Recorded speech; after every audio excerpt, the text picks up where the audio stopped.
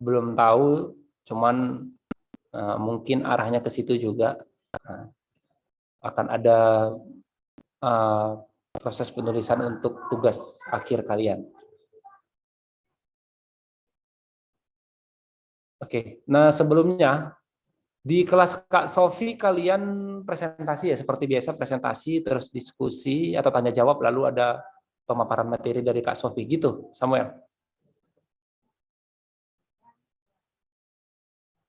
Kalau Gimana? di Kak Sofi, kalau dari Kak Sofi Bang, pertama dari kakak itu dulu materi, baru nanti ada kayak pembagian tugas gitu Bang, bentuk kelompok, baru nanti tugasnya itu dipresentasikan gitu sih Bang. Oh, jadi nggak diawali langsung oleh presentasi kelompok? Oh enggak sih Bang, masih ada kayak 2 atau 3 pertemuan dari kakak itu dulu materi pengantarnya, baru nanti setelah itu baru setelah itu kami dikasih tugas gitu Bang, untuk tugas kelompok baru dipresentasikan gitu Bang. Oh, oke. Tapi dari abang nanti abang akan kasih dulu ya, mulai minggu depan. Jadi hari ini kita sebenarnya cuma perkenalan karena ada perbedaan mungkin.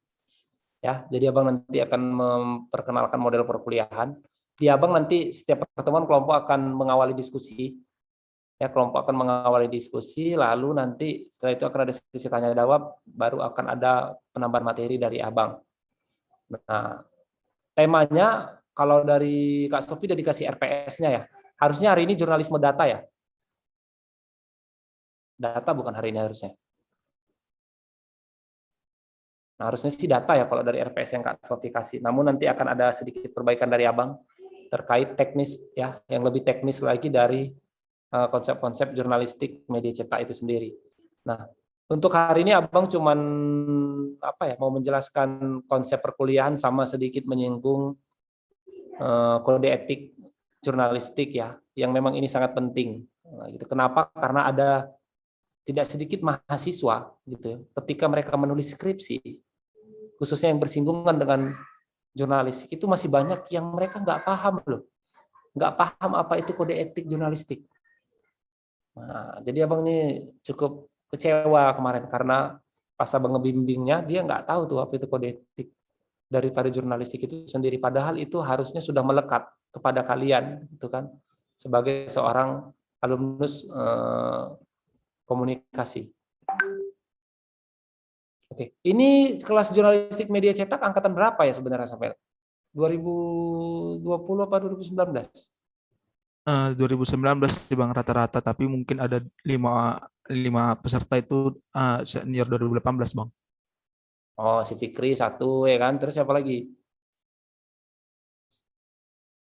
Siapa lagi yang 2018? Biar tahu abang ya kan. Nanti misalnya abang mau ngasih C atau D, wah jangan, ini 2018. Tapi jangan pula kalian keterusan ya kan, ngelonjak. Nah, bagus-bagus lah pula kalian kuliah 2018 nih. Siapa aja tuh si Fikri, terus Rizka Bang. Rizka, dua. Siapa lagi? Ricky Bang. Ricky. Ada 5 tadi ya Samuel ya? Iya Bang, 5 Bang. Oke, Fikri, Rizka, Ricky, 2 lagi siapa? Siapa Fikri? 2 lagi. Teman Fikri yang perbaikan deh. Abel sama Galih Bang. Si Abel ini kan, inilah. Kau bilang nanti sama dia ya. Lagi Kalau dia aksi dia mungkin Bang. kalau dia nggak masuk kelas lain nggak apa-apa. Ya. Tapi kelas abang jangan nggak masuk dia. Oke Bang. Jadi ada 5 orang ya. Oke, jadi sebenarnya ini angkatan 2019, jadi totalnya 31 sama 5 yang 2018 gitu ya Samuel ya. Iya Bang. Oke. Jadi gitu ya teman-teman. Kalau kelompoknya, kata Samuel kemarin sudah ada kelompok. 5 kelompok ya Samuel ya. Pada saat kuliah sama Kak Sofi ya. Nah, jadi nanti kelompoknya boleh tetap itu aja, atau kalian mau buat kelompok baru boleh. Tapi kalau menurut abang sih ya, saran abang lebih bagus yang kemarin aja ya. Jadi kelompoknya yang 5 kelompok kemarin ya, mulai minggu depan itu presentasi kita mulai dari kelompok yang pertama. Nah materinya apa bang? Materinya insya Allah paling lama nanti malam abang share. Abang share ke grup. Gitu ya, teman-teman ya. Hari ini Abang mau highlight sedikit aja terkait hal-hal yang penting dalam jurnalistik media cetak ya. Misalnya seperti struktur, layout, dan juga elemen daripada jurnalistik itu sendiri. Sebelumnya, ketika berbicara kode etik gitu kan, yang kalian ingat dari kode etik itu apa deh? Kode etik jurnalistik, coba. Kan udah belajar belum sama Kak Sofi? Kayaknya udah ya di awal-awal ya kode etik ya. Udah belum Samuel?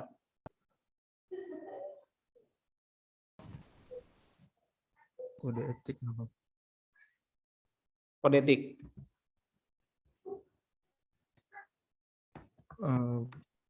Lupa sih Bang. Aduh, gawat kita nih. Baru beberapa pertemuan aja udah lupa ya kan. Cemana nanti udah berapa tahun gitu loh. Enggak ada belajar sama Kak Sofi. Jangan sampai Abang tanya nih Kak Sofi nih. Abang telepon sekarang nih Kak Sofi nih ya. Kata Samuel nggak ada kode etik, belajar kode etik gitu.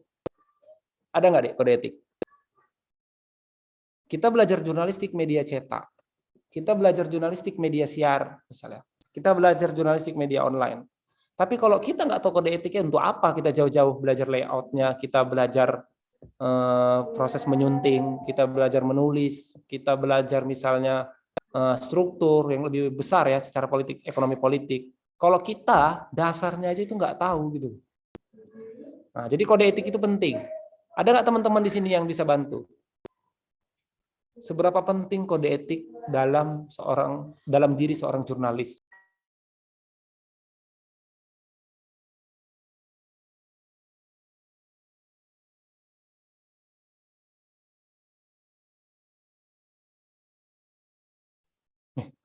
Kok diam aja nih? Ini sama yang mau Bang jelaskan ke kalian ya. Proporsi penilaian di kelas Abang itu bisa dikatakan 70% keaktifan di kelas. UAS itu pelengkap aja.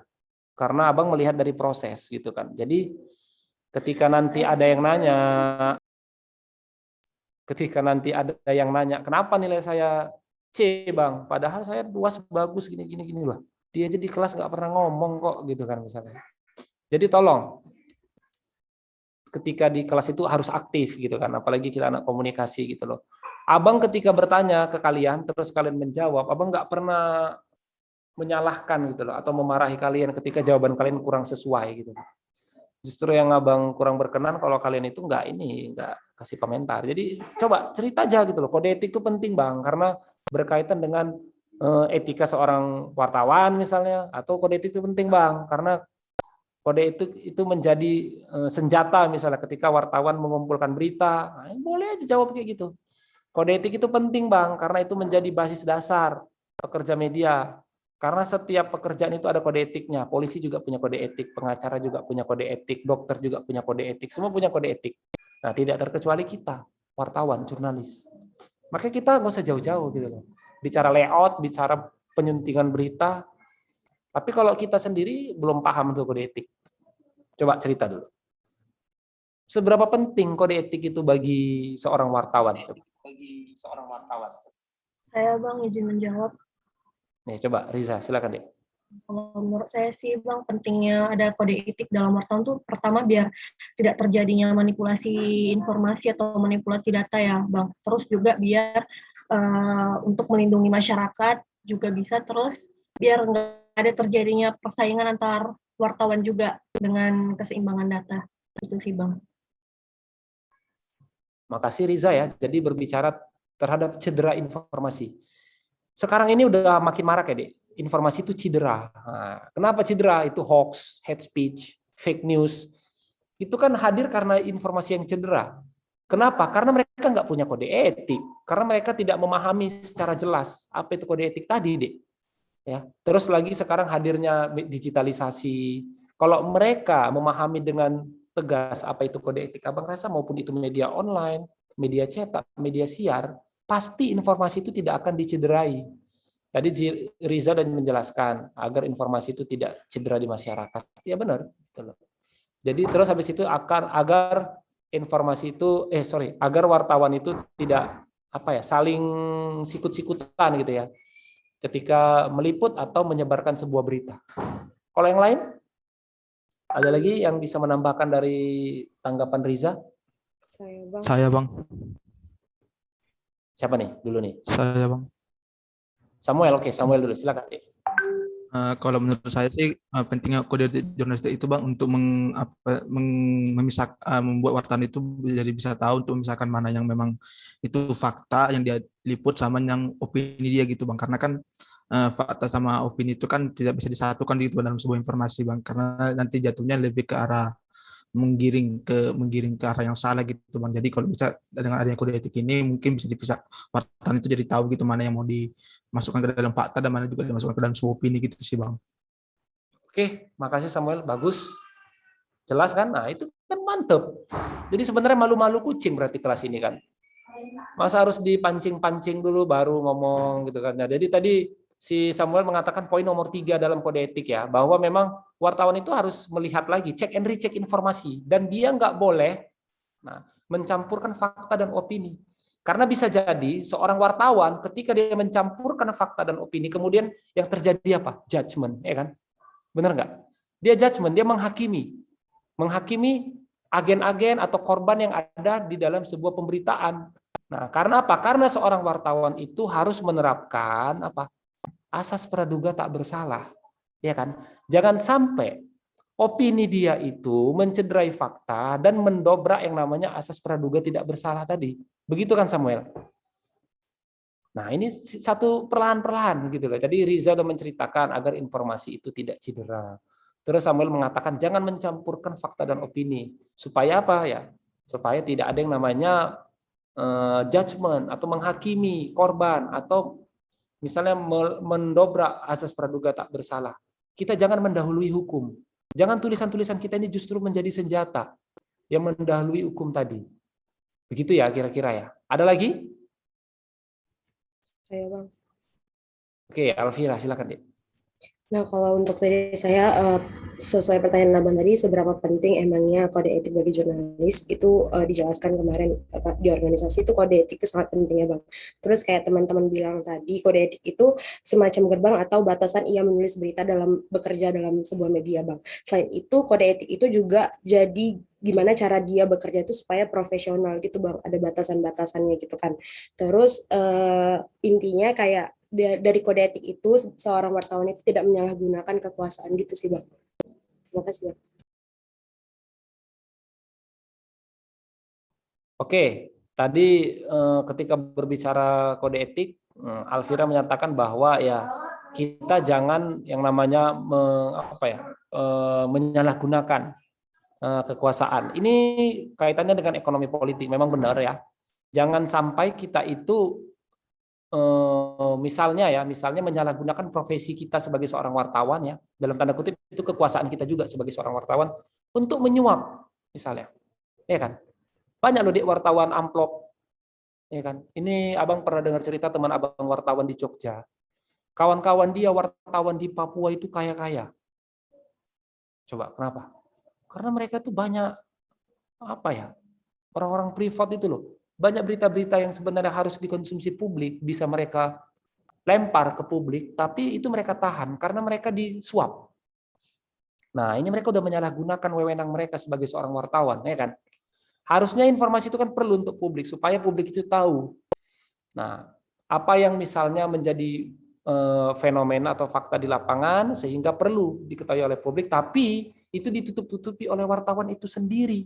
Yang mana sebenarnya wartawan ini adalah penyambung bottom up dan juga top down. Bottom up dari masyarakat ke pemerintah, wartawan lah, media lah yang menjadi penyambung rasa. Ya kan, ketika misalnya ketika masyarakat mau menyampaikan informasi, atau bottom up, ya atau top down, ketika pemerintah mau menyampaikan kebijakan-kebijakannya. Tapi ini sering tersedat. Kenapa? Karena adanya penyalahgunaan wewenang tadi. Penyalahgunaan kekuasaan. Wartawan amplop. Nah, itu dia. Itu ya, kira-kira ya. Jadi memang kode etik ini penting ya, selain tadi asas praduga tak bersalah, terus cederanya informasi yang diakibatkan adanya ketidakindependenan seorang wartawan yang harusnya informasi itu berimbang, akurat, tapi malah sebaliknya informasi itu dicederai. Karena apa? Karena kepentingan-kepentingan yang mengiringi si wartawan. Nah, belum lagi tadi berbicara konsep politis, ya, wartawan amplop. Nah, belum lagi tadi ketika kita berbicara azas praduga tak bersalah, ketika kita mencampurkan fakta dan opini sehingga yang kemudian terjadi adalah judgement terhadap korban. Nah, itu yang paling penting. Jadi Abang perlu tekankan ke kalian, ya, insya Allah kalian akan menguasai jurnalistik media cetak ini ketika kalian bisa terlebih dahulu menghafal atau mengetahui kode etik jurnalistik. Ada 11 itu kalau Abang tidak salah, ada 11 ya. Kode etik jurnalistik yang harus kalian pahami terlebih dahulu sebelum kalian jauh-jauh membahas layout, penulisan, ya, hal-hal yang memang teknis. Kenapa? Ketika kalian tidak mengetahui kode etik tadi, itu akan mempengaruhi ketika kalian menulis, ketika kalian membentuk layout, itu kan sangat mempengaruhi, yakinlah. Ya, itu yang perlu kalian ketahui terlebih dahulu. Jadi untuk hari ini Abang rasa itu dulu ya. Memang pertemuan kita nggak perlu lama-lama untuk perdana ini. Abang cuma tekankan kelompok tadi minggu depan udah mulai kelompok pertama untuk presentasi. Materinya nanti Abang serahkan malam ya. Abang akan share ke grup materi dari Abang terkait jurnalistik media cetak, dan juga tolong kepada kelompok yang kelompoknya udah ada kan Samuel, yang sambil bilang kemarin 5 kelompok itu udah ada, sudah Bang, sudah Bang, udah ada ya? Sudah Bang. Jadi kelompok pertama itu presentasi minggu depan. Kita aturannya hari Kamis ya Samuel ya? Iya Bang, hari Kamis Bang. Sebenarnya minggu kita depan hari Selasa. Hari Selasa sih Bang jam 1, tapi dipindahkan ke hari Kamis Bang. Iya, kalian mau hari Selasa hari Kamis? Coba. Selasa jam berapa Samuel? Selasa jam 1 sih Bang. Kayaknya Kamis saja. Kamis pagi kan? Iya Bang, Kamis Bang jam 10. Jam 9 nggak bisa Kamis? Ada Bisa kelas? sih Bang. Ada kelas nggak kalian deh? Hari Kamis jam 9 ada kelas nggak? Coba, yang ada kelas coba ngomong. Misalnya senior, orang Fikri misalnya ada kelas. Fikri ada kelas nggak kalian deh? Kamis jam 9? Nggak ada, Bang. Nggak ada ya? Oke ya, berarti Kamis saja jam 9 kita majuin ya. Agak rawan pula ini. Kalau Selasa siang Bang, atau kenapa? kayaknya Kamis yang kelas A ada kelas jam 10 Bang. Sama Bang Obo yang soft sell. Oh iya. Gimana Samuel? Soalnya Kamis jam 10, rupanya tabrakan. Gimana tuh? Oh iya Bang, ternyata baru dikabari anak A juga Bang. Ada katanya penggantian dosen gitu Bang. Jadi jadwal mereka yang sebelumnya dipindahkan gitu Bang. Berarti hanya hari Jumat lah Siapa Bang. duluan? Enggak, siapa duluan? Kita atau kelas hard soft sales-nya si Bang Obo? Sebenarnya kita sih Bang, karena memang dari Kak Sofi juga dari jam 10 gitu Bang, dari awal masuk Bang semester. Nah, itu kalian itu perlu koordinasi ulang itu, karena kita dari awal dari Kamis kan, jam 10. Mana anak A sini?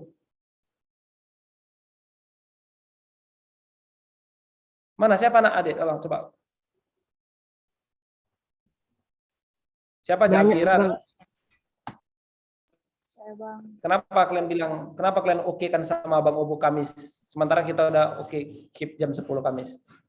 Bang, maaf izin Bang. Hard soft selling kelas A itu hari Kamis jam 2:30. Udah diubah. Oh, udah diubah.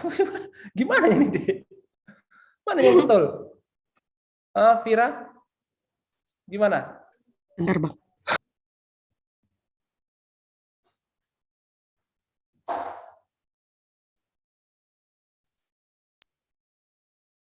Coba. Jadi udah jam 2:30 ya. Kita tetap di cut. Kalau misalnya hard soft itu di jam 3 atau jam 2:30 hari Kamis, berarti kita bisa maju ya ke jam 9 ya, Dek ya.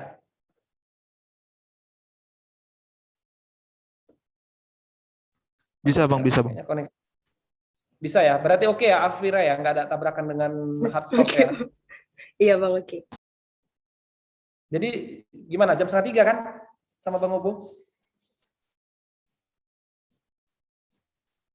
Gimana? Coba sesuaikan lagi, nanti tabrakan kan?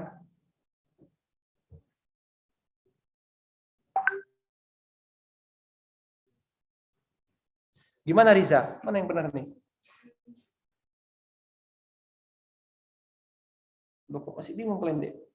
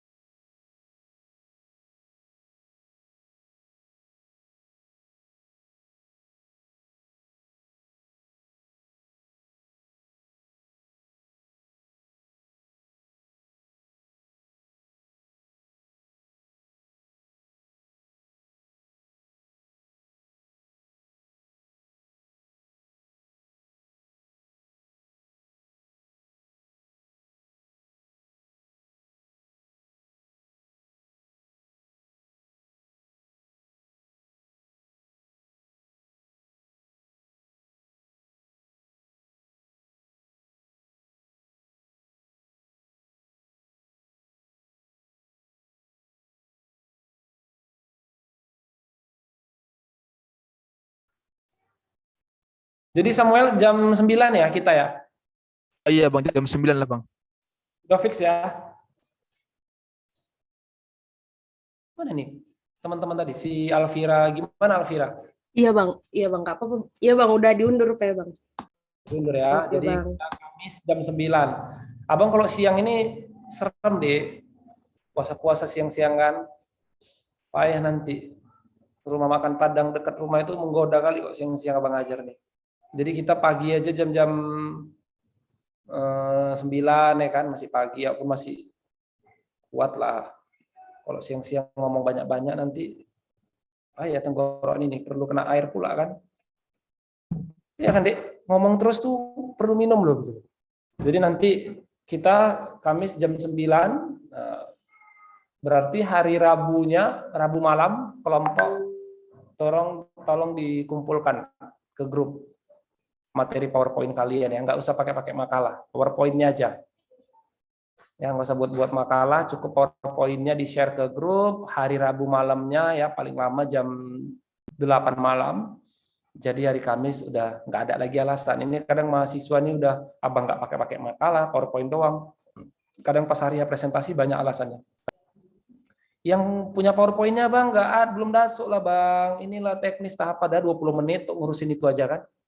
Nah, jadi kalau udah malam PowerPoint-nya udah ada, nggak ada alasan lagi. Nah, udah bisa langsung kita mulai itu kuliahnya. Begitu ya. Jadi mulai minggu depan kelompok presentasi, hari Rabu malamnya dikumpulkan ke grup PowerPoint kalian maksimal jam 8 malam. Jadi hari Kamisnya langsung presentasi. Oke? Ada yang mau ditanyakan lagi, Dek?